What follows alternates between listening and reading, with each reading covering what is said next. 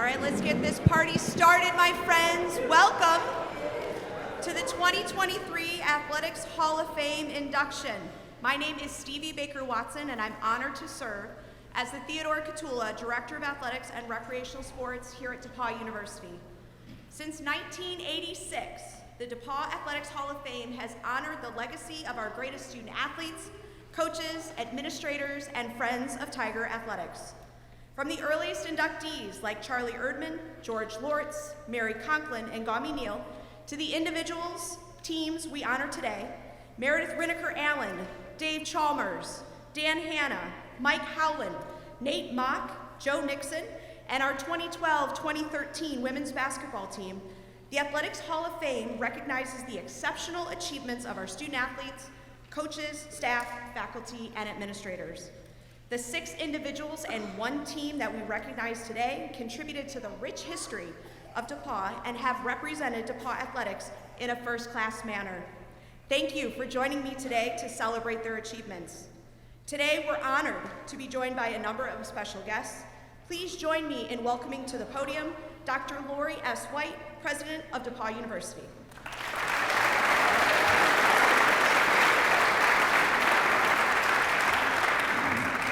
Good morning, DePauw. How's everyone this morning? Awesome. What a beautiful day. And I'd love to give a warm welcome to our Athletics Hall of Fame inductees and your families and supporters. Congratulations, and we are so thrilled to have you on campus today. Experience is a theme that runs throughout DePauw University, and I am honored to be here today to recognize and celebrate athletic and musical excellence. I firmly believe that participation in athletics and spirit programs can be one of the most valuable extracurricular activities, said from a former cheerleader. The athletics experience, including the experience of the pep band, the marching band, teaches our students to strive for excellence, to work together as part of a team, to face adversity, to thrive in competitive settings, to become resilient, and so much more. Our coaches, athletic trainers, band leaders, and other staff are just as crucial to the student experience as professors and classmates. Our coaches and athletic staff members are also responsible for holding our students to high academic standards and developing their leadership potential. Teammates, too, often develop lifelong friendships. I'm sure you all stayed up really late last night and learn the meaning of powerful, supportive relationships through athletic practice, competition, wins, and losses. Though I was not fortunate enough to personally know any of today's honorees during their DePauw years, I learned, while familiarizing myself with each of your stories, that the athletic experience helped you achieve not only athletic excellence, but also academic success, as well as success in your careers, your personal lives, and within your communities years after you graduated from DePauw. You have truly risen to reveal your bold and gold spirit. It is my honor to welcome these athletics and music greats back to campus to celebrate all of your achievements at DePauw and to recognize your success beyond DePauw. We are so proud to call you DePauw alumni. Thank you for allowing us to honor you today.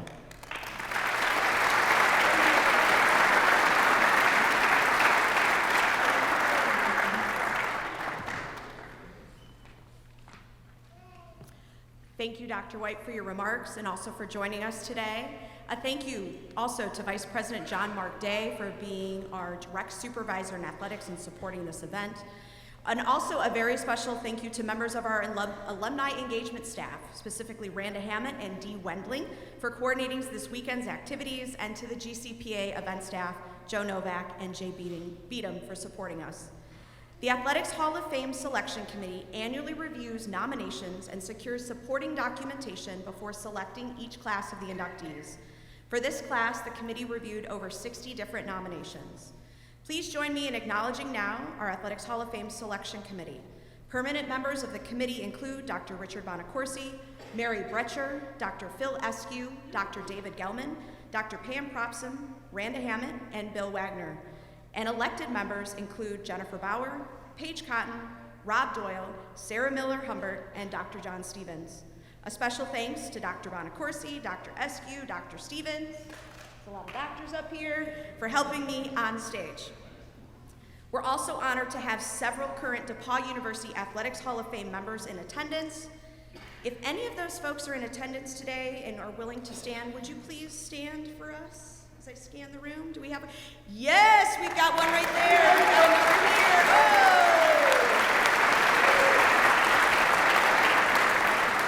It always takes a little bit to get them to stand up in front of everybody and receive some acknowledgement. During today's event, each honoree will answer several questions prior to sharing additional words of wisdom and thanks. And joining us here on stage is Connor Zaleski, a sophomore from Libertyville, Illinois, who is a member of our men's lacrosse team and a member of Sigma Chi fraternity. Connor will be our center stage MC and interview each of the honorees. Now, let's get this party started with our first inductee. From the class of 2005, Meredith Rinaker Allen, representing women's soccer.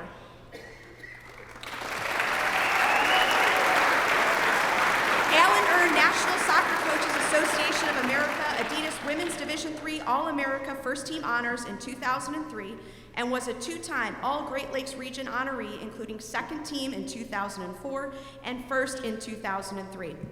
A midfielder for the Tigers, Allen was named the SCAC Co-Defensive Player of the Year in 2004, and she finished her career with 16 goals and 8 assists during her 4 seasons.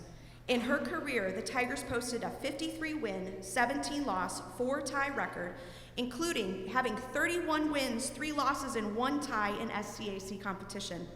The 2001 Tigers advanced to the NCAA second round, while the 2003 squad captured the SCAC title and won 3 postseason games before falling to Chicago in double overtime in the NCAA Division III National Semifinals.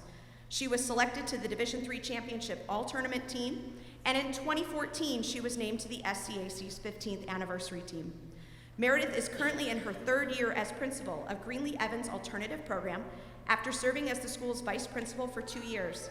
Following her graduation at DePauw, Meredith began her career in education and obtained her Master of Social Work degree from the University of Denver and became a licensed clinical social worker.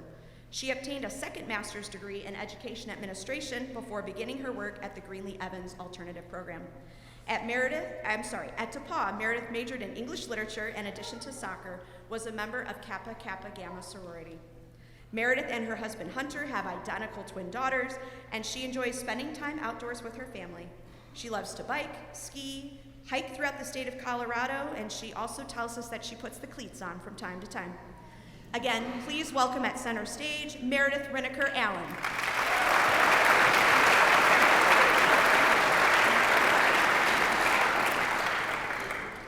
Good morning, everyone. Good morning, Meredith. Congratulations on the honor. We are so excited to celebrate with you. So, the soccer teams you played on were arguably the most successful in DePauw women's soccer history, and individually, you were a first-team All-American your junior year. What made your time at DePauw so successful, both as an individual and a part of the women's soccer team? That's a pretty big question. So luckily I wrote it out. So I think most importantly, the people in my life, my teammates, my coaches, my friends, and my family are what made my time at DePauw so successful. My soccer team was successful because we were good.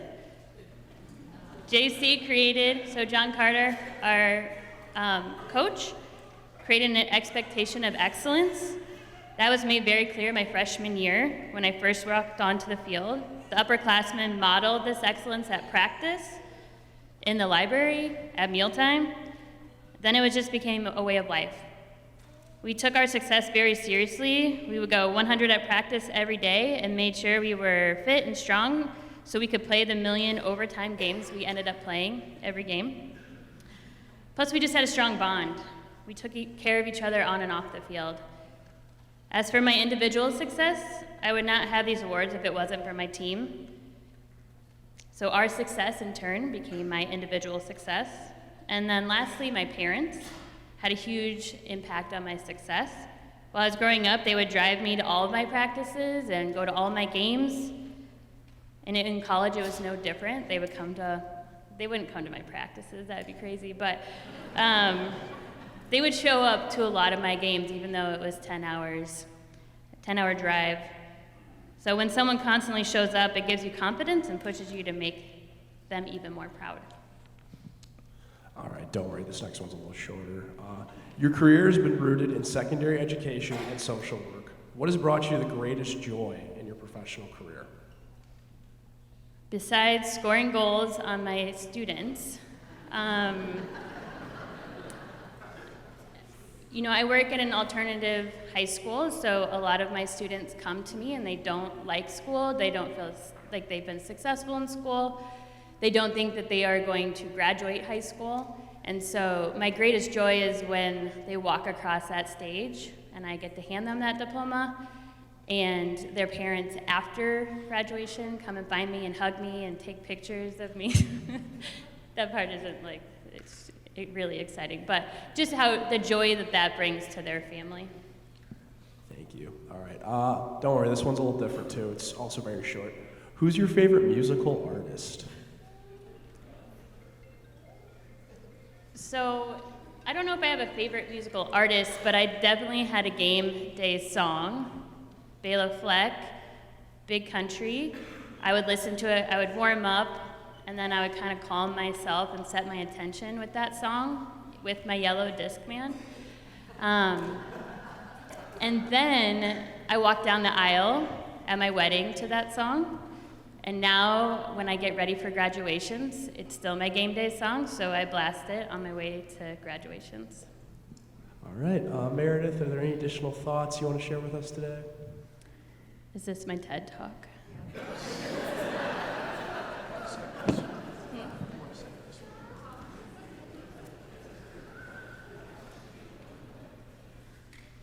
First, I would like to thank DePauw for this amazing experience. I'm so lucky to have my parents here, my daughters, Bronwyn and Everly, my husband, Hunter, and I know there's a lot of other friends out there, so I'm excited to share this with all of them. I think the last things I want to share, just being a college athlete impacted my life in so many ways. I learned that teammates make even better friends, and that life is better with a team because support and laughs are always around the corner. Like we have DePauw soccer announcer right over there, Dana Rice Greger. One of our forwards and still a best friend, Kate Nichols, she officiated our wedding. I had another teammate who was a social worker at the hospital where our daughters were born, and she spent many days with us in the NICU. I always reach out to twins on my team, Meg and T, when I'm trying to figure out what to do with my beautiful little babies.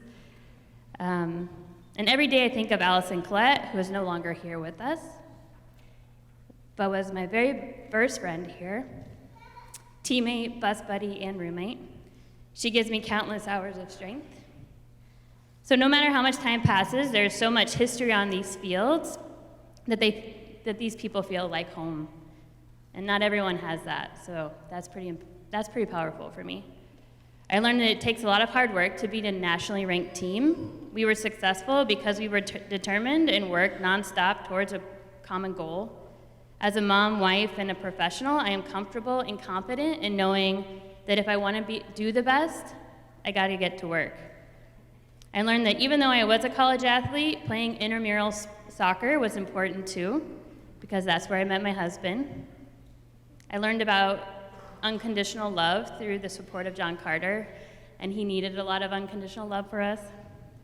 He really took care of us on and off the field. It's hard not having him here today because he was such a powerful force and a huge support. I know now how lucky I was to have him next to me every day at DePauw.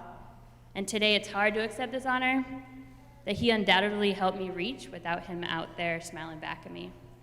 And lastly, I learned that when your family shows up over and over and over again, life is better. No, life is easier and you do better. All right, thank you, Meredith. Congratulations, everyone. Meredith Rinaker Allen.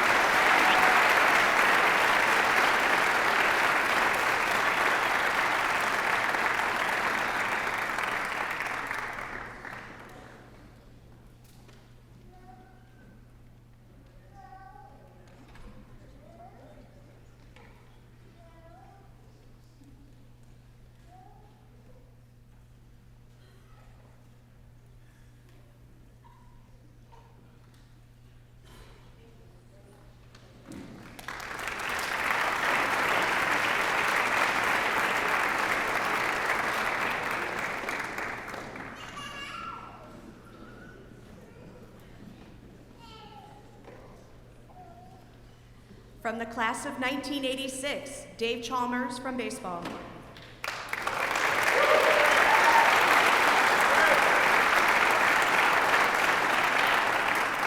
Dave competed in 3 sports at DePauw, and he was a 4-year letterman on the baseball team, earning 1 letter in each football and wrestling.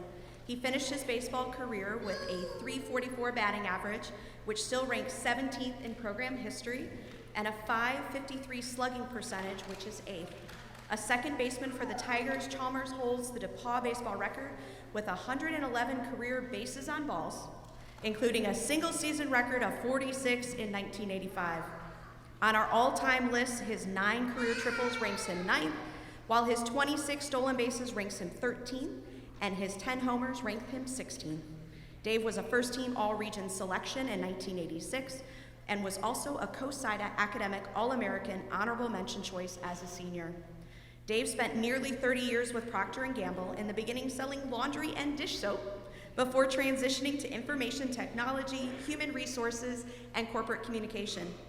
He was a member of Beta Theta Pi fraternity, InterVarsity Christian Fellowship, and traveled during a winter term in mission service to Haiti.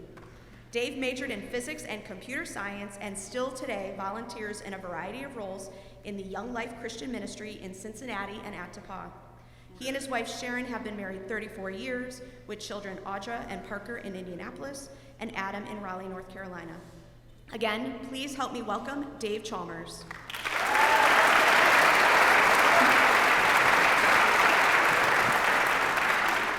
Good morning, Dave. Congratulations on the honor. We're so thankful to celebrate with you. So, you competed in 3 sports at DePauw and chose to play baseball all 4 years. And almost 40 years later, you are still listed in our record books. What made your participation in baseball so special? On one level, frankly, it was a whole lot of fun. It was a great group of guys. None of us had the eyes on Major League Baseball. None of us were getting money for scholarship. We were just out there because we wanted to play, we liked to play, and there were some really talented guys on the team. So it was a boatload of fun. And our coach, Ed Meyer, he was an old school, the Burr haircut, the whole thing, and he pushed us to be our best, but he never forgot that it was fun first. So on one level it was that, but the other, really deeper answer is just because I was able to. The reason that I only played the other sports for a couple years, I injured a knee my sophomore year, and that ended my football and wrestling chances to play, and I was really disappointed in that. But when I found out I could still play baseball, it completely changed my perspective. And every game I got to go out and play was a gift. And that was true all my years growing up, but it was easy to take it for granted. A lot of games to play, this is what I do, but after the injury, every game was just a gift. It was just so much more fun. So, both those. Your DePauw experience is similar to what our current students experience. International travel during winter term, membership in a Greek organization, student organizations, and then clubs to help fill your soul. Can you share some life lessons you learned through your academic work and athletic participation at DePauw?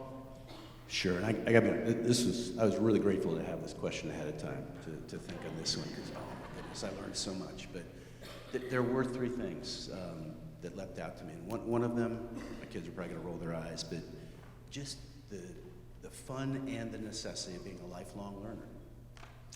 I was a physics major, quite honestly, just because I was really curious about how things work. That, and I don't know if Dr. Brooks is here today, but he was a new professor when I got here. He could make anything interesting and relevant. And And so there were just tons of physics classes I wanted to take because I love to learn from him and the whole department.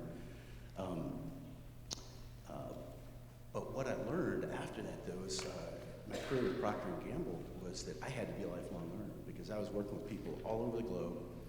Information technology is continually changing, and if you're not continually learning, you're going to become irrelevant.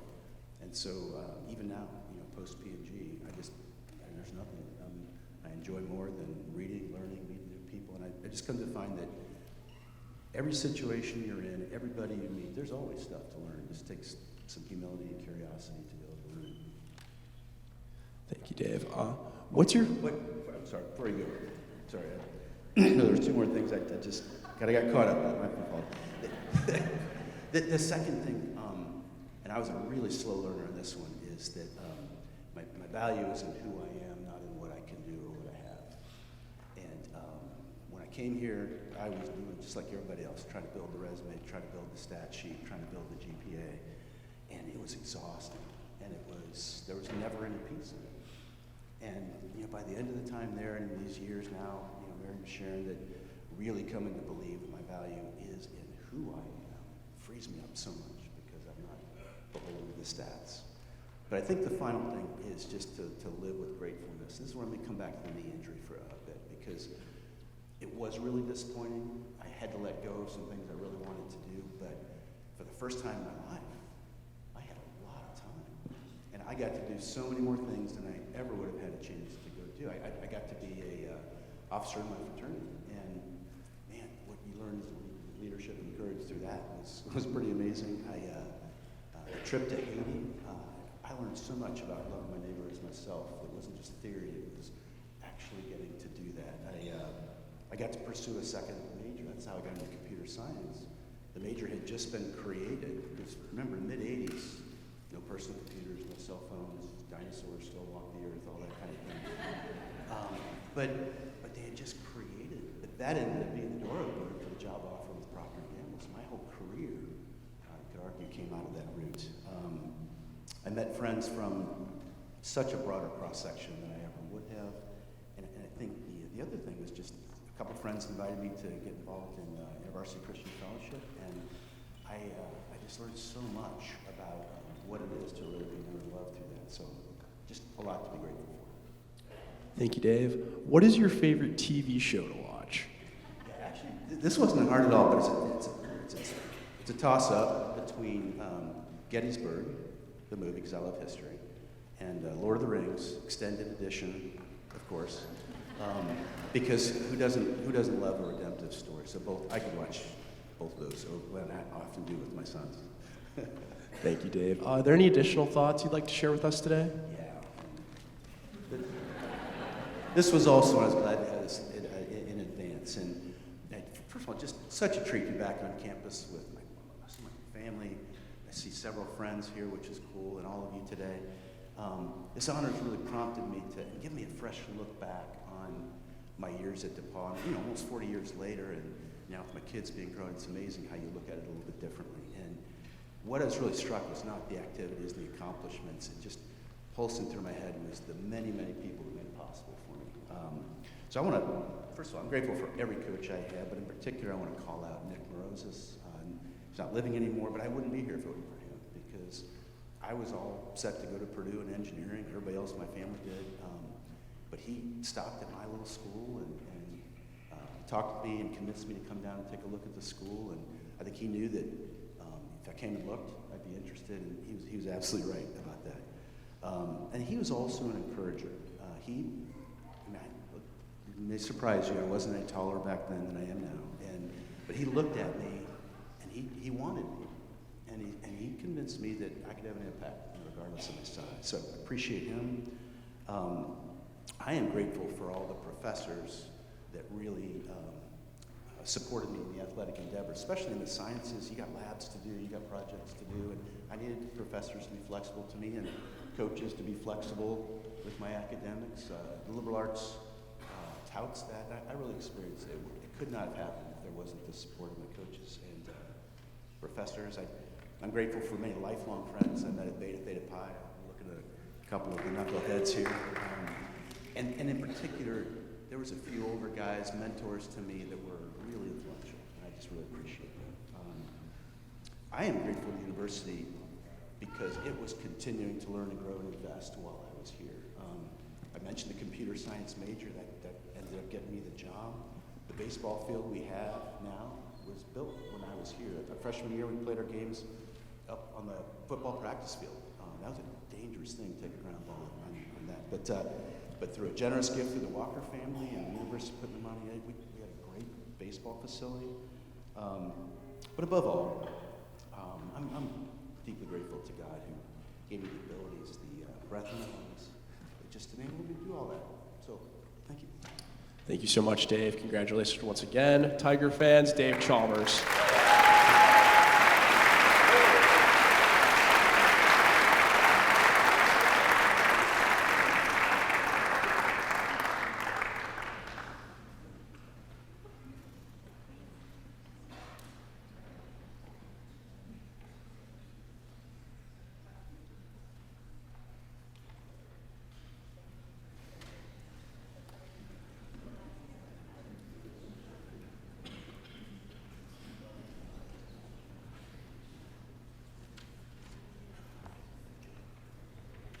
From the class of 2002, Mike Howland, men's basketball.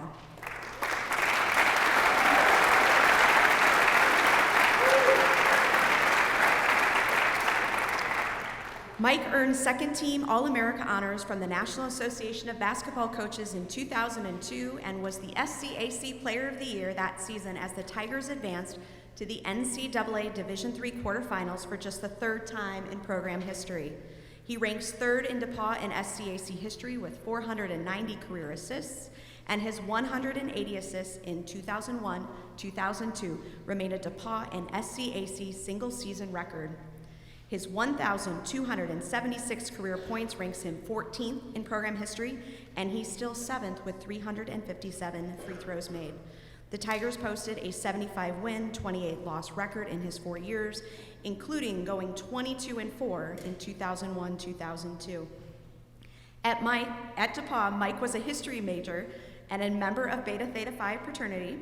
Upon graduation, he spent 8 years as a commodity trader while also coaching high school basketball.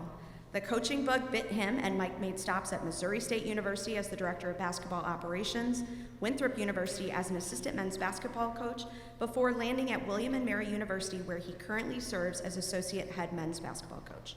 He and his wife Shannon have 3 children, twins Connor and Tucker and Judson. Please welcome again, Mike Howland.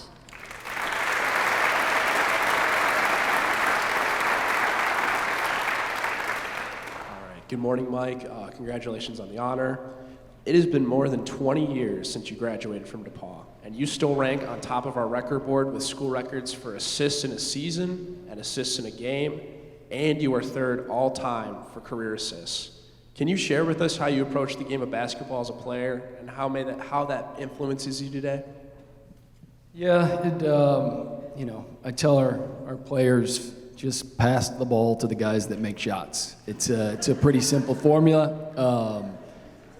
A lot of times you're open for a reason. If there's men's basketball players out here that you 30% three-point shooters should find the 45% three-point shooters and pass it to him, and it helps you win games. No, I take the approach of the game's about winning.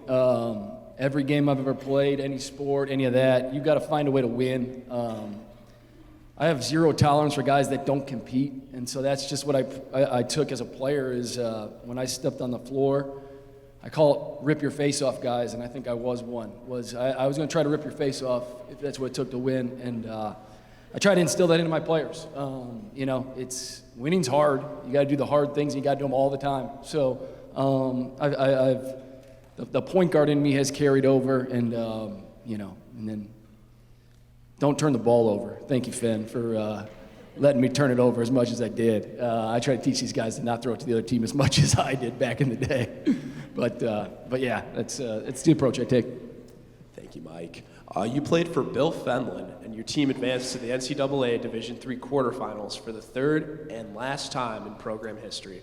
Can you share your favorite Fenlonism with us? This one was tough. It's not tough because I don't remember the specific lines that Fenlon used. I talked to my buddy Juice, and he's just like, man, I just remember him being so sarcastic with us. And he was funny. And like, Fenlon would jump on dudes, he would throw a sarcastic comment. My problem is, Fenlon has been like a dad figure in my life, and it's like one of those things where like you don't want to turn into your dad, and you don't want to say the same things that your mom or your dad did. And now I'm in my coaching career, and I'm saying these things, and I'm like, oh my God, I think that might have came from Fenlon. And I finally, the other day, this is super recent, I've never done this before because Fenlon's a big babe guy, babe, baby. He always ends things with like, hey babe, stop turning over, babe. And I said that to a kid, and I'm like, oh my God. I'm him. I've fully turned into him. Everything I was trying not to do, I have now become. But the good news is, I love playing for him, and I hope my kids love playing for me because he put so much confidence in us, and you know, he started me every game of my career. So how could you not like playing for that type of guy? Thank you, Mike. What's your favorite meal to prepare at home? This one's pure comedy. Because I thought about this one. I actually told my wife about this one. So the only thing that's changed in my cooking habits from 20 years ago is the invention of the air fryer. And basically, pizza rolls, when I got my kids, I'm like, just open up that air fryer, we're throwing something in there, and we're gonna see how it comes out. When I have my wife around, who is actually a very good preparer of food, I do fill one roll. She makes this like, it's like a sushi type wrap. It's delicious. We have it like, we're addicted to it 3 times a week. So I am the avocado guy. I'm like the guy in the restaurant that comes by your table and like, you want the smashed avocados? Yep, okay, and I smash them. It's pretty much the only thing I do around my house. I can't claim any other victories in the kitchen or elsewhere. All credit goes to my wife. Thank you, Mike. Are there any additional thoughts you'd like to share with us today? Yeah, it's gonna be a little tough. I want to thank my wife and kids who are not here today, Judson, Tucker, Bella. They're on this crazy basketball journey with me. Coaching requires you to jump different spots. It's only gonna get harder leaving school, stuff like that. And so that started here, and their support is amazing. I really just want to thank the people that helped me get up here. My teammates, I'm up here because we won. If we didn't win, I mean, I wasn't even all conference until I was a senior. And what I am most proud of is how we just raised the level of the program as we went along, 15, 17, 19, 22 wins. And that's the reason I'm sitting up there. And if these guys don't make shots, I don't sit up here. So appreciate my teammates. Fen, obviously, like a dad figure, got thrust into that role, and so thankful for you and all that you've done in my life. Continue to do. I'm not paying you for that consulting that you're talking about. That's free of charge because we are family. But Fen, Brum, Shrews, LP, all the guys that coach me here, still in touch with all those guys. Unbelievable relationship with them. And my family, my sisters, they've always called me the golden child. They've always supported me, and a couple of them can't be here today. One of them is, and then my parents. I knew this was gonna be hard.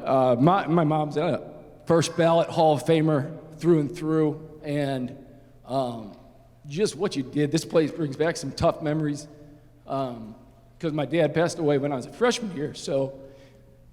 My mom went from stay-at-home mom to, I mean, I can't even fathom it when I think back about it, but how you just kept moving us forward.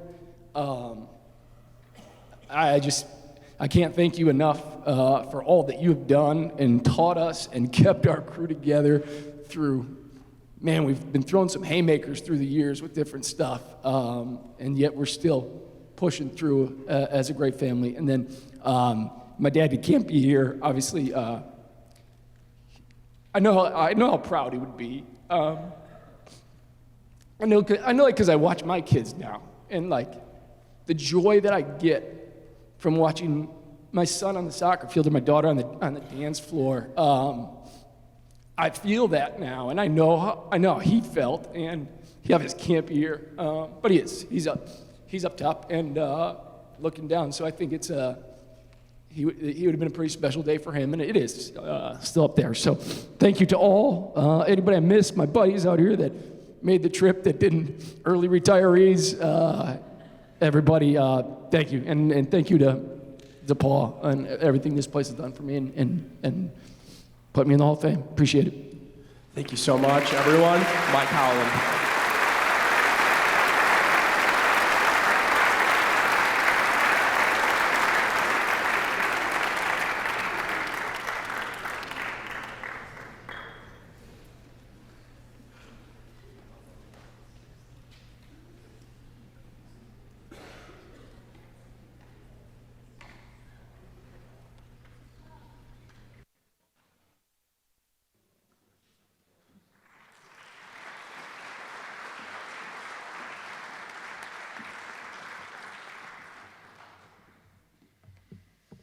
From the class of 2003, please welcome Nate Moch, men's swimming and diving.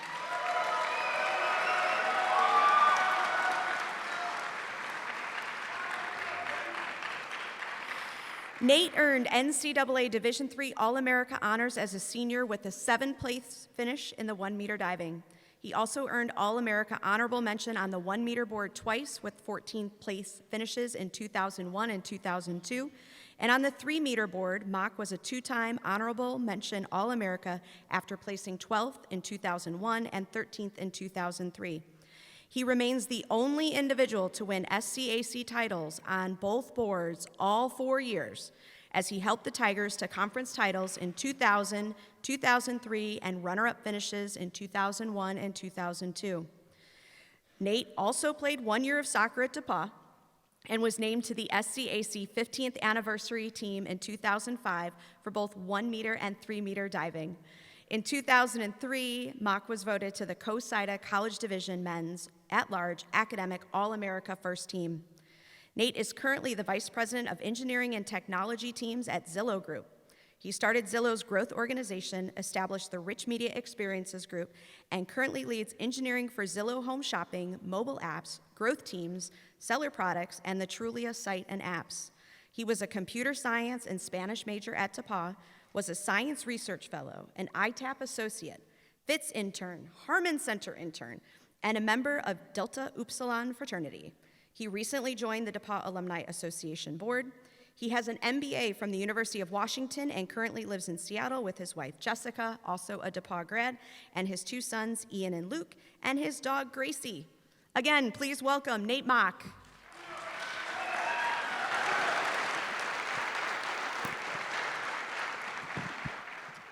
Good morning, Nate. Congratulations on the honor. In your 4 years at DePauw, you were the Conference Diver of the Year every year and were named honorable mention All-American 4 times between the 1-meter and 3-meter board. What or who were the foundation to this success? Thanks. Well, first off, thank you for all the DePauw students being here today. This is awesome to see. Hearing all of us old people tell stories for this long, I appreciate it. Yeah, I mean, I think my sister would be mad if I didn't mention her because she got me into diving. She was a much better diver than I was and introduced me to this amazing high school coach. But really at DePauw, it was a unique experience because you might not know, but we didn't have a diving coach at all for the 4 years I was here. And so it was the swim coaches, Adam Cohen, Mary Bretcher, and the other divers who really were our coaches, and we coached ourselves. And it was a really unique experience for us that was awesome. And it ended up having a lot of really weird stories because we were, as you can imagine, students coaching other students, a lot of kind of weird arguments about when you smack and you have a mistake when you're learning your dive, a lot of arguments about who's at fault. Was it the diver? Was it the teammate who was coaching you? Was it Adam Cohen? Adam Cohen would stand there and be like, you just need to spin faster. He's like, just do better. That wasn't a good dive. But he would always provide that level of moral support for us, which we really needed. But he was, in all his wisdom, he did do this amazing thing. He created this, he called it Coach TiVo, and he hooked up a camera to a TiVo recording device to a TV, and he set it up in the pool. And what would happen is he'd put the recording on delay. So you'd dive in, you'd come out, and then you could watch your dive on the TV afterwards. And so it resolved a lot of conflicts about whether or not the diver messed up or the coach messed up. It was an awesome feedback tool. Thank you. Could you share a life lesson that you plan to teach your children that you learned while you were at DePauw? Yeah, and thanks for prepping this question. I'm going to cheat here, and my son is here today, and so I'm going to speak directly to him, if that's okay. All right, Ian, you ready? Hopefully this isn't new for you. I urge you to always open yourself up to new experiences, new ideas, new cultures, new foods, new sports, new skills, new passions, new friends, especially when that's uncomfortable. You are capable of many things, and with a growth mindset, you'll always be able to explore options, follow your passions, and not be afraid to make changes. As you know, we have a family mantra of try new things, and I'm here to tell you that it's about more than just the broccoli and vegetables. It's about opening yourself to new experiences, becoming a better person, and that will keep you from getting stuck from doing things that you don't love. At DePauw, there were so many ways that my mind was expanded and I developed new skills. Through friends, thoughtful professors, unique courses, freshman seminar, volunteer activities, paid campus jobs, science research fellows projects, winter term and service trips, study abroad, and summer internships. I came to DePauw to play soccer. That was actually why I came to DePauw, and to get a pre-med degree. And I left 4 years later after diving for 4 years with a Spanish and computer science degree. And I loved every minute of it. And so, never be afraid to try new things and have the courage to course correct along the way. Thank you, Nate.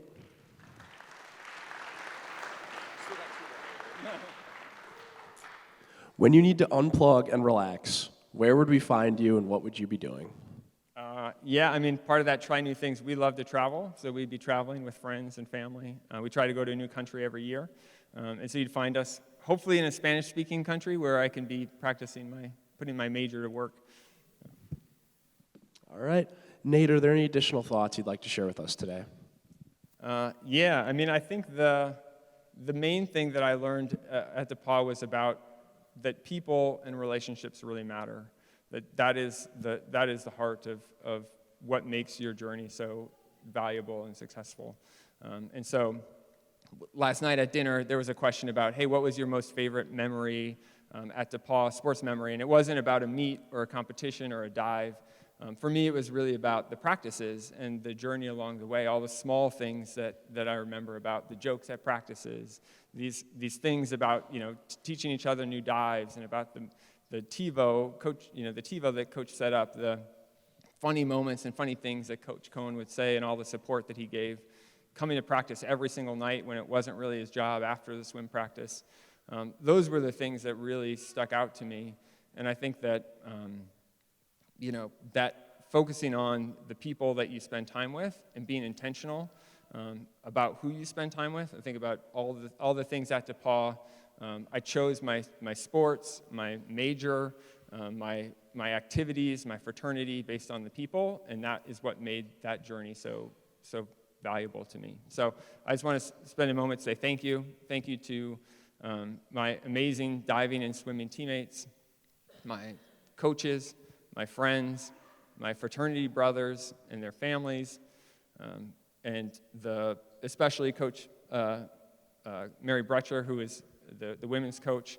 I want to say thank you to my professors and Dave Burke, who's here today, one of my favorite computer science professors, and especially to Coach Adam Cohen, who couldn't be here today.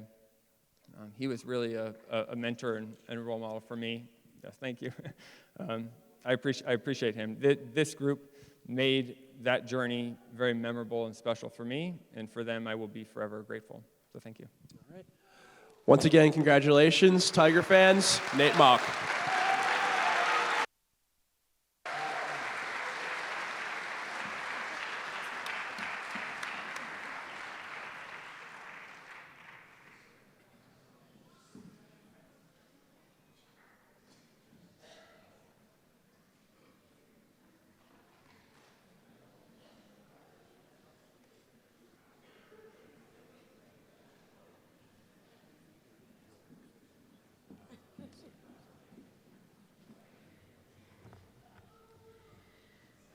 From the class of 2002, please help me welcome Joe Nixon, men's basketball.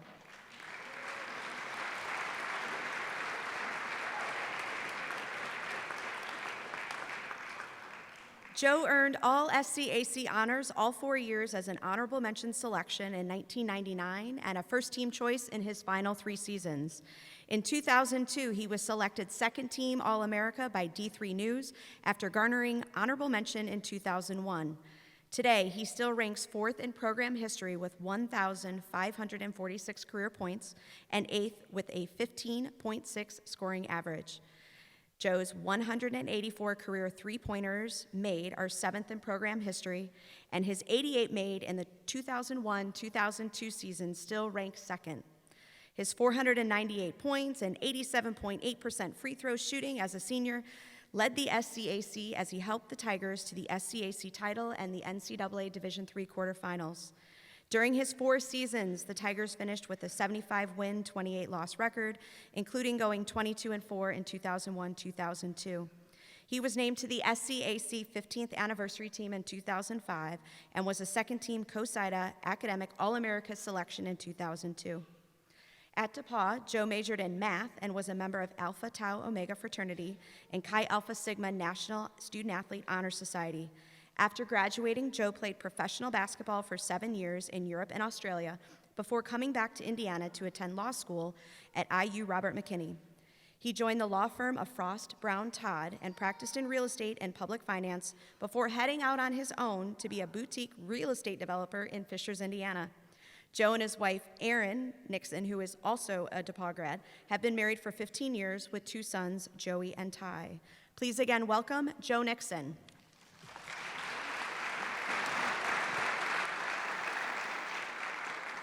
Good morning, Joe. Congratulations on the honor.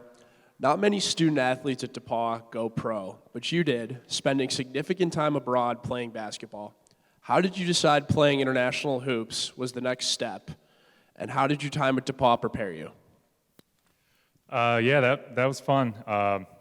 So as Mike mentioned, our 4 years in school here as a basketball team was just kind of always on the upward trajectory. We were just winning more every year and getting better and better every year. And as an individual, kind of the same path. I was just, understanding the game a little bit more, adding more skills. And so by the end of it, I just could not fathom that was it for basketball. There was just no way I could stop playing. So I had a talk with Coach Fenlon about the possibility of trying to play overseas, and he just kind of told me, don't expect to get rich playing basketball, but you could go to other countries, and any money you make to play a sport is a gravy, is a bonus. So give it a shot. And so I did, and it led to probably a little longer career than I would have expected. It was a great experience. And then the second part of the question, how did DePauw prepare me? I would say, just general, the whole liberal arts education thing, it doesn't specifically prepare you for anything, but it kind of generally prepares you for just about anything. So I think that was a big part that I didn't have. I wasn't an engineer at Purdue that was giving up this 6-figure job right out of college. My options were open, and so pursuing overseas was something to go for. All right. Thank you, Joe. We'd love to hear about how you spent your winter terms on campus, not basketball related. Did you have a favorite experience you could share with us? So I am not sure you would love to hear about how I spent my winter terms on campus. It's a weird time, but you asked the question, so I got to answer it, right? So for the people who don't know, winter term.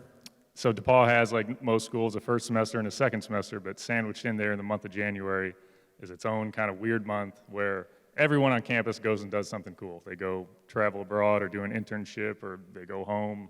Sometimes, one of them you don't even have to do anything. But if you're a winter athlete, then you're on campus alone in January in the winter. It's cold, it's dark.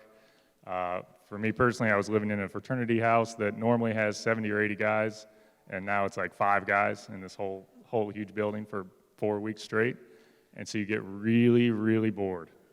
I mean, it's an odd experience. So basically, all you do is watch movies. You sit in a room, watch movies. You have 2 hours of practice, but otherwise you have 12 hours time to kill. So typical winter term situation. We're in a frat room, 5 or 6 guys, and another gentleman in the room, who I will name because he would love that I'm telling the story about him. His name is Joe Ferris. I don't know if anybody here, other than Mikey and Coach Fenlon, knows him, but he is he is making the air in the room less than fresh with some of his bodily functions. And we're getting upset about it. And he makes the comment, if you just let me light them on fire, they wouldn't smell. And we're like, that's not a thing, Joe. He's like, and he keeps insisting, no, I'm telling you, this is a thing. And we think he's joking around. Again, you asked about winter term. This is what we did. This is a true story. If you didn't want to know, you shouldn't ask. So we get one of the underclassmen on the team. We have him hold the lighter. And this whole time, I think this is totally a prank. This guy's kidding. He's going to, last minute be like, you idiots, you fell for it. So, he gets ready. He says, you got to turn the lights off. We turn the lights off. It's pitch black in the room. The lighter lights, and you can kind of just see our faces glowing a little bit just by this one light.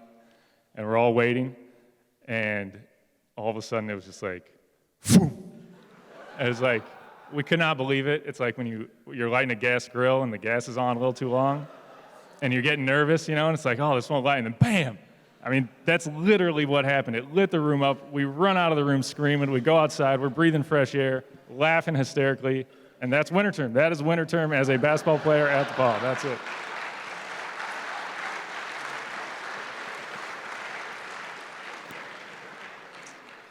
Yeah, I was a little bit scared to ask that one. But Joe, where is your happy place? My happy place, interestingly, is still on the court playing basketball. Sometimes it's harder and harder to make that your happy place. When you're over 40 and you're playing with guys who can't pass like Mike Howland, it gets frustrating. But playing basketball still is something I really love to do, and you can't play the game of basketball and be thinking about other stuff in life. It takes your focus, and that's probably my happy place. Thank you, Joe. Are there any additional thoughts you'd like to share with us today? Sure, yes. I would definitely like to thank DePauw for a great 4 years, for putting on a great event, a great weekend, allowing a place where I met my wife, which led to 2 beautiful children, so very proud of them. I'd like to thank my mom, who always gave me quiet, solid support. You were always there, but you never put your own baggage and your own needs on me. You just kind of let me figure things out on my own, and I appreciate that. My fellow teammate and Hall of Fame inductee, Mike Howland. I enjoyed our 4 years where we kind of started off different places. As I mentioned last night, you were the golden boy with the keys to the Cadillac from day one, and I had to work my way in it, and we were in a class of 12 or 13 freshmen, and just every year, we kind of got closer and closer and closer. And then by senior year, if we were out socializing at a party or something, by the end of the night, it was me and you in a corner talking basketball. That's all I wanted to do. So that was a fun journey. And then last but not least, Coach Fenlon. I've appreciated over the years after leaving being, the player-coach relationship, just watching you kind of grow as a person, or maybe it's more I was growing as a person and appreciating how you always were. I don't know which, maybe it's a little bit of both. But it seemed like I've been able to absorb how much you do outside of basketball for your players, how you've kind of grown a community of former DePauw players, how you care for your guys off the court. That's something that I've really taken notice of over the last 20 years, and I appreciate that. A good example of that is, this is the last thing I'll say, but I came back for the alumni game a few years ago, and he was passing out T-shirts, and on the back of the shirt, it said Tat God, like T-A-T-G-O-D. That was printed on the back of the T-shirt. And we're like, Tat God, what? We're looking at him like, does he pulling his collar back to get some ink on his neck, or what's going on? We don't get it. And he explains, well, it stands for, these are the good old days. And his message to his players at that time was, cherish these 4 years, cherish this time. You're going to one day look back, and these are going to be some of the greatest days of your life. And I just thought that was a great message that applies, to your time in college, but it applies to my time with my kids and the age they are now. Don't get bummed out about driving around, picking kids up all day, and that's all you're doing. These are the good old days, so appreciate that. And I don't know, Mike, maybe you can answer that question on whether it's my growth or his growth, but do you remember any these are the good old days messages when we were playing for him? Maybe I just didn't soak it up. It was there and I didn't soak it up, but I remember, Howland, take care of the ball. You know, Nixon, guard somebody. Then maybe today might be one good day, maybe. But, you know, I appreciate it now. I didn't get it then, Coach, but I get it now. Thank you. That's all I got. Thank you, Joe. Tiger fans, Joe Nixon.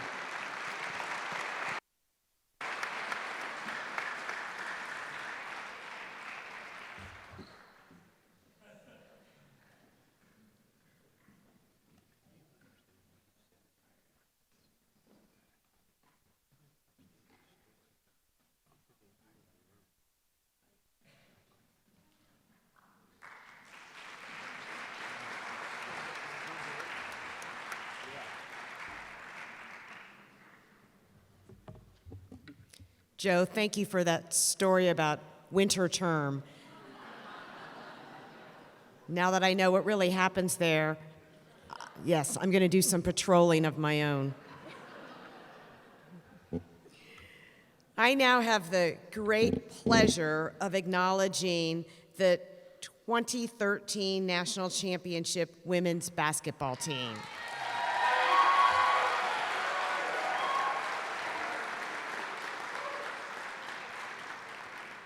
The 2012-13 women's basketball team is one of only 2 national championship teams at DePauw and finished their historic season with a 34-0 record, which remains a Division III record for wins in a season.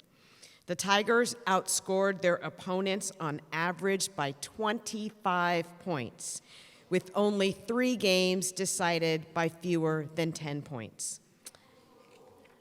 After winning their second North Coast Athletic Conference title in as many years, the Tigers earned the conference's automatic qualification into the Division III postseason by winning the NCAC tournament.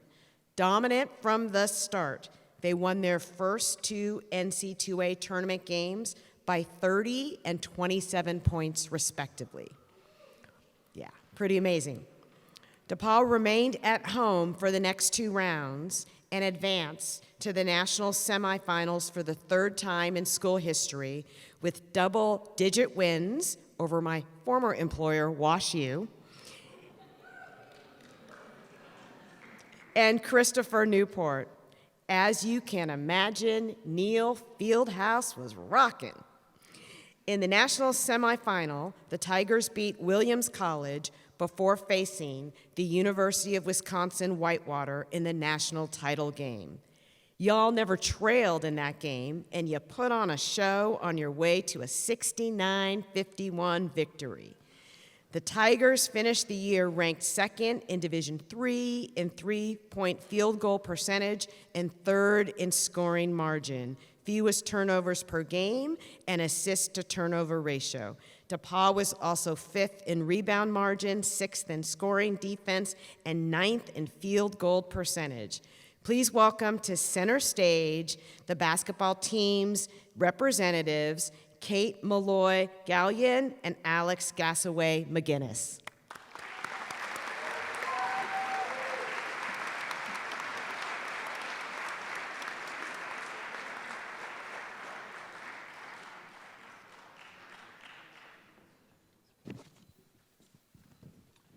Good morning, Kat and Alex. Congratulations to you, your teammates, coaches, and staff.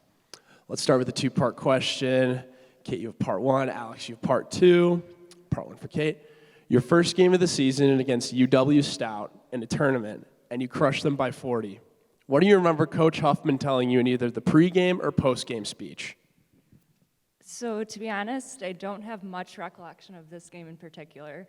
But as some of the girls mentioned last night, Coach really did a phenomenal job of scouting every team and having us kind of overly prepared to play against them.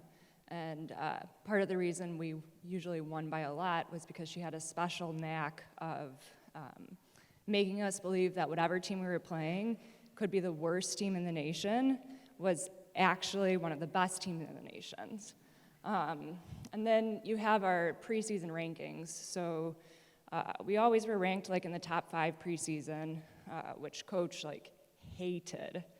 And I think this season we were ranked 4th going into season. And she made sure that we knew that it was subjective, it meant absolutely nothing, we didn't do anything to earn it, basically you're garbage, and we need to do a lot and make sure we prepare to be able to get that W. And you're going to have a big target on your back all season because of this, so we need to strive for perfection each game. Thank you. Part 2 for Alex. In the national finals, you guys played UW Whitewater, coming off a 3-point win against Williams in the semifinal. What do you remember Coach Huffman telling you in the pregame speech? Because I think what you said in the postgame would be pretty self-explanatory. Yeah.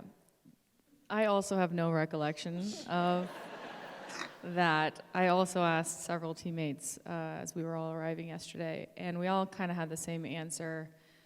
The only answer we think is possible is that she said the same thing she says before every game. Just ran us through the regular stuff that we talk about before every game, go through the scouting report, summarize the game plan, everything we've been practicing, and she treats it like every other game because that's what we did for every game the entire season and all 4 years that we played. So. All right, this one's for Kat. Coach relationships are special. Tell us something you learned from one of your DePauw coaches or staff members that you teach others. I think I'm going to lean into some of the answers that the girls gave last night, but Coach put in 110% effort into everything she did and prepared us over the top for everything. And as Alex just said, she made us think, that each opponent is even. And so just facing every challenge in life with giving it 100%. Thank you. All right, Alex, how did the team stay relaxed and focused during this historic run of 34 straight victories? I think we really leaned on each other a lot. It was a really special team and group of coaches. And when you think back on it, we were remarkably calm most of the time, I think. And I think part of that just comes from consistent preparation. And we, I think, always felt ready. And that's a big testament to our coaching staff, but also how we treated each other. And I think, too,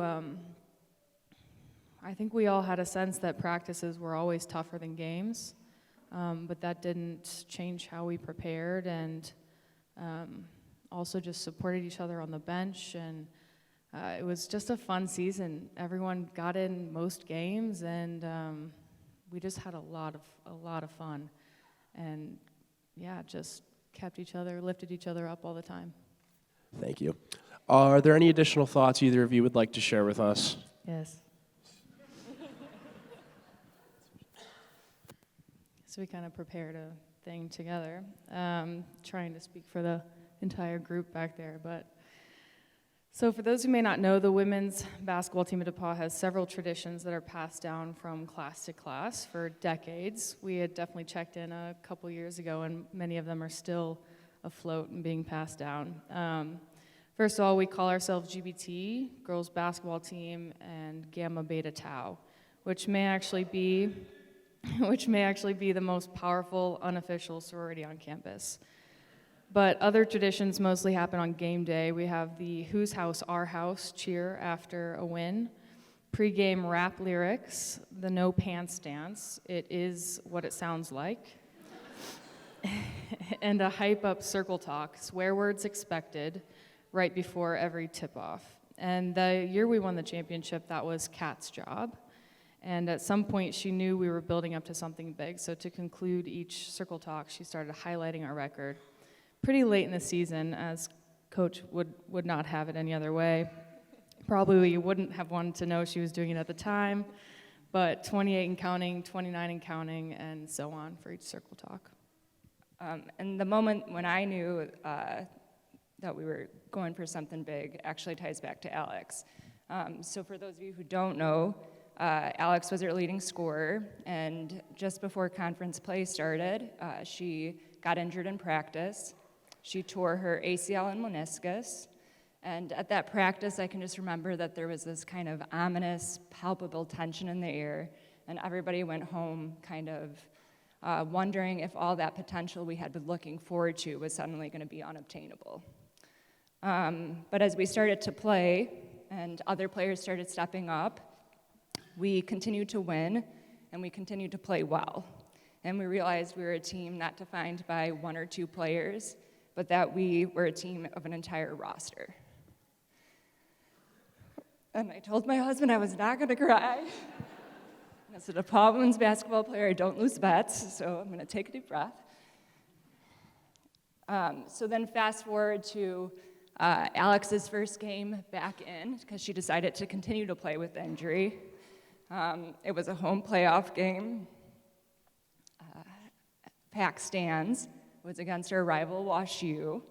And Alex subs in. Alex subs in, and right off the bat, she shoots a three, and you can just, the whole crowd goes quiet, holding their breath. She sinks it. Everybody's on their feet, just cheering. Standing ovation. And in that moment, I knew that we had something special that year and that we were going to win a national title and that we were going to be 34 and counting. Thank you, Kat. Thank you, Alex. Tiger fans, the 2012-2013 women's basketball team.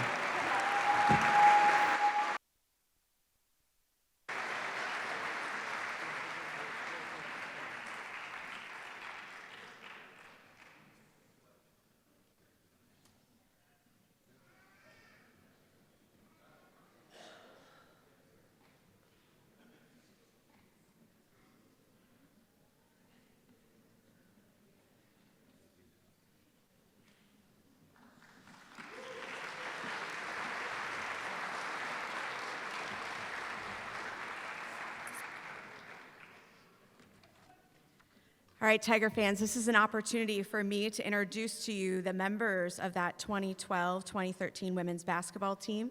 Each one of them will come up individually to receive their plaque and be joined by Dr. White for a photo in center stage.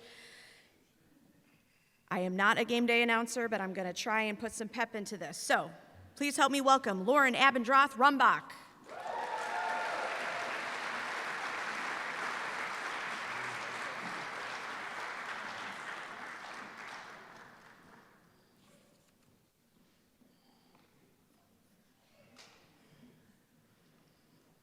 To center stage, Chelsea Francis.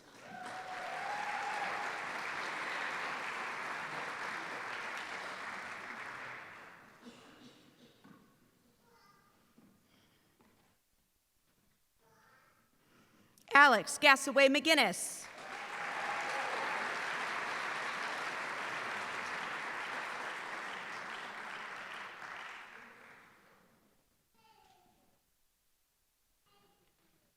Please welcome Angela Hacker Cahill.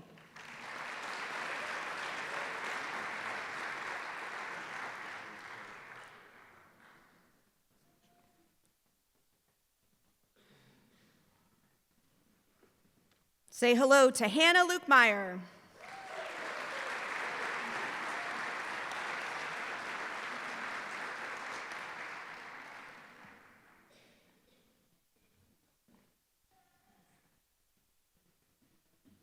Tiger fans, welcome to center stage, Erin McGinnis.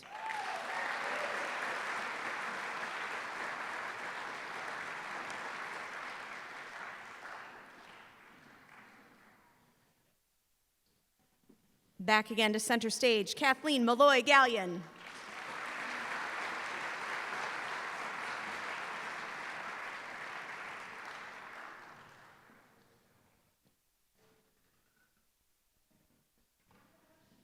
Emma Ondike.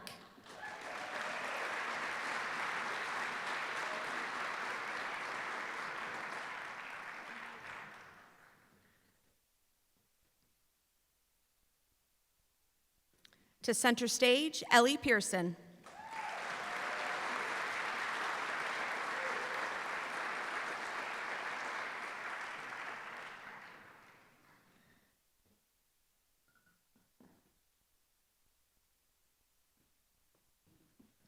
Tiger fans, please welcome Allie Ross.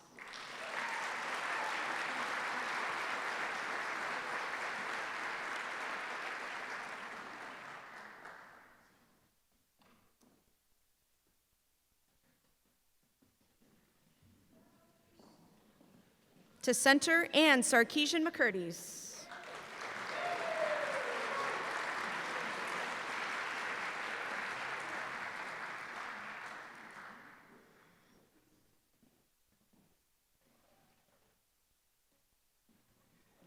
Please welcome Morgan Skordos.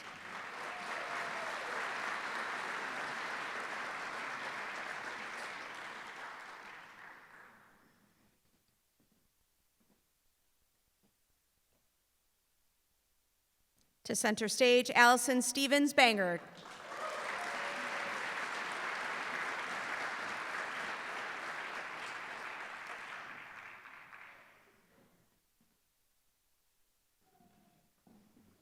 Tiger fans welcome Savannah Trees.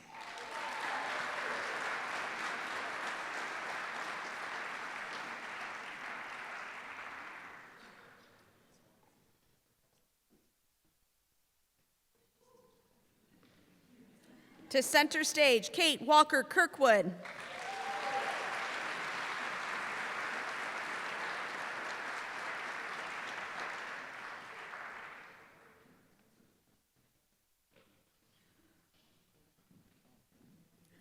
Please welcome assistant coach Dana Ferguson Hagenjos.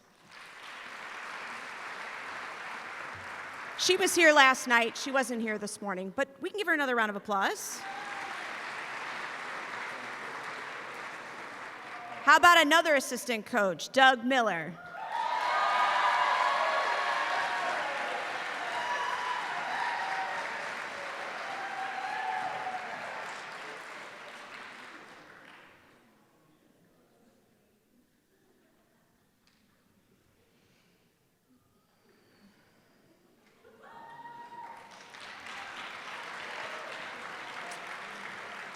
We've heard about her, now let's meet her. Athletic trainer, Kara Campbell.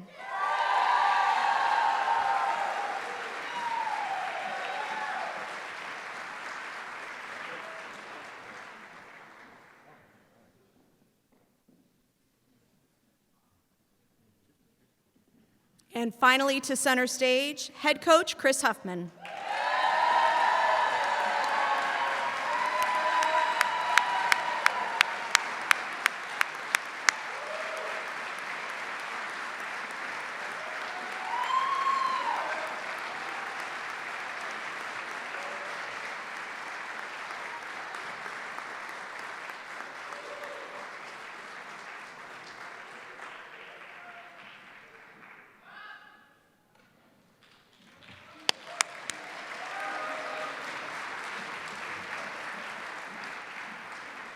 So we also had a few members of the team who were unable to join us today. Let me share all their names with you and then let's give them a big round of applause. Not able to join us today, Colleen Frost, Abby Keller, Colleen McDonough, Jenna Stoner, assistant coach Mary Smith, and assistant coach Dana Ferguson Hagenjos. So let's give them all a round of applause.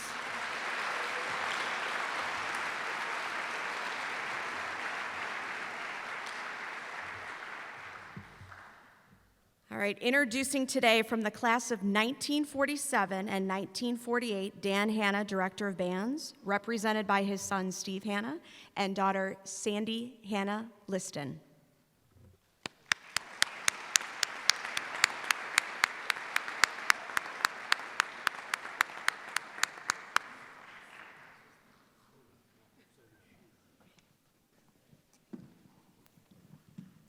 Dan Hanna served as DePauw's Director of Bands and as a professor in the School of Music. His leadership with the marching and pep bands at football and basketball games added spirit and energy to DePauw athletics for 35 years. A native of Greencastle, Hanna graduated from Greencastle High School in 1940 and during World War II was a member of the 624th Air Force Band. He received bachelor's and master's degrees from DePauw in 1947 and 1948 and taught instrumental music in the public schools of Andalusia, Alabama from 1948 until he returned to DePauw in 1942. Hanna was a president of the Indiana Bandmasters Association and a member of various professional organizations. He retired from DePauw in 1988 and passed away in 2007. As noted before, Dan is being inducted posthumously and today is represented by his son Steve and daughter Sandra. Let's give them one more round of applause.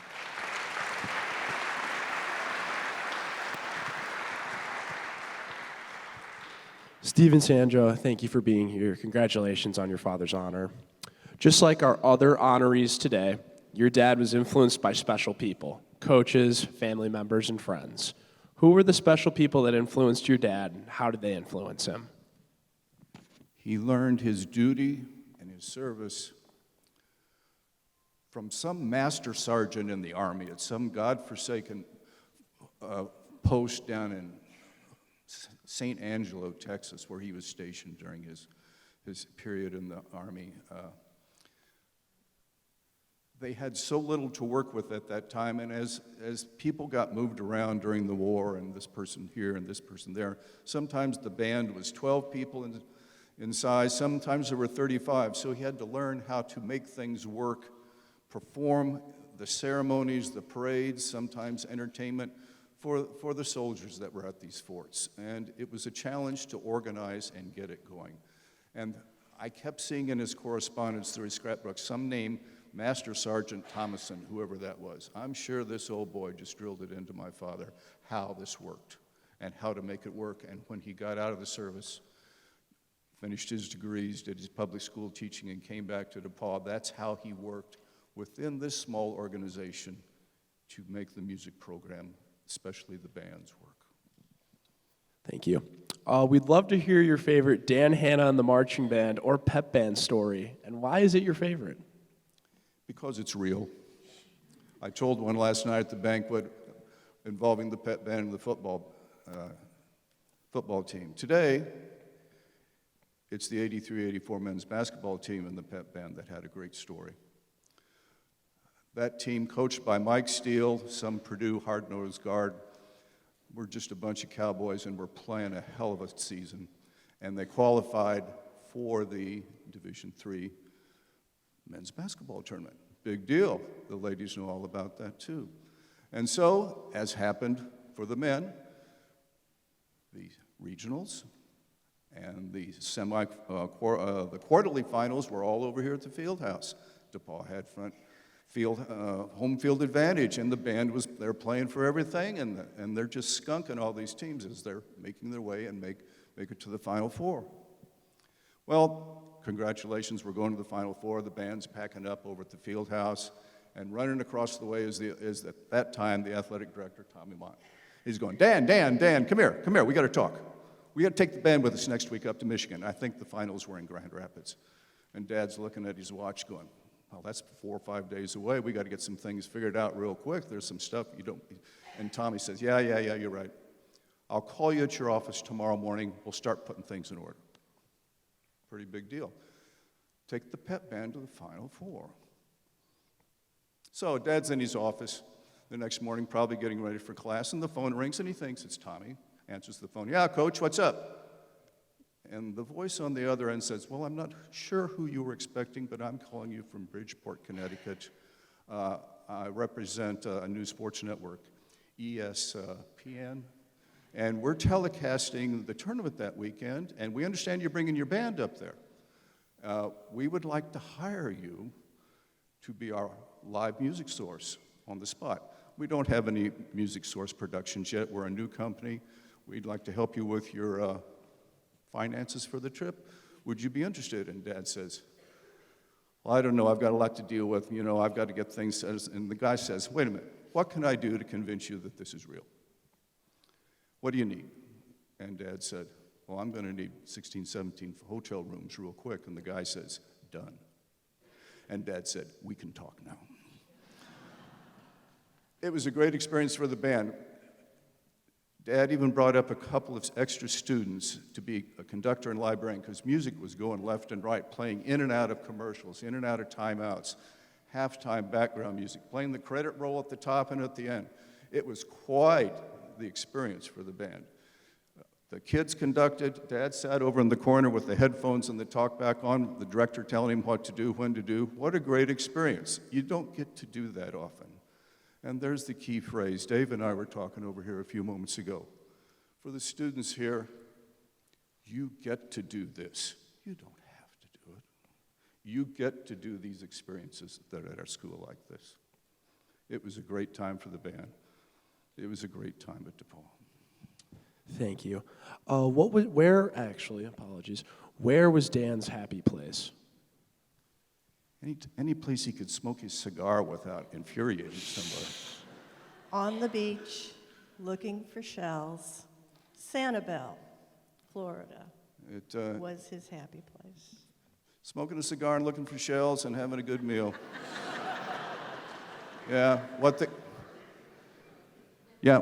him. Thank you, too. Are there any additional thoughts you'd like to share with us today? The idea, once again, and to the students that are here, you get to do this. You don't have to do this. The experiences, you can hear all the stories over here. I told a couple more on my father last night, but the stories of what the athletes get to do academically, how you get to make things work here. I was talking to Madam President several times last night, tonight, and today. There aren't many DePauws left like this, with this tradition. Take advantage of it while you're here and make it work for you. On behalf of Dan Hanna and his family, we thank you. Dad would be humbled, but Dad would be quick to note that he was not the marching band. The hundreds, thousands Probably. of kids that worked out on the field, that went rain or shine, fought the bees at Blackstock. They were in some ways similar to the U.S. Postal Service. They always delivered. And he would thank them. They are also honorees today. Thank you for this honor. Thank you, Steve. Thank you, Sandra. Tiger fans, Dan Hanna.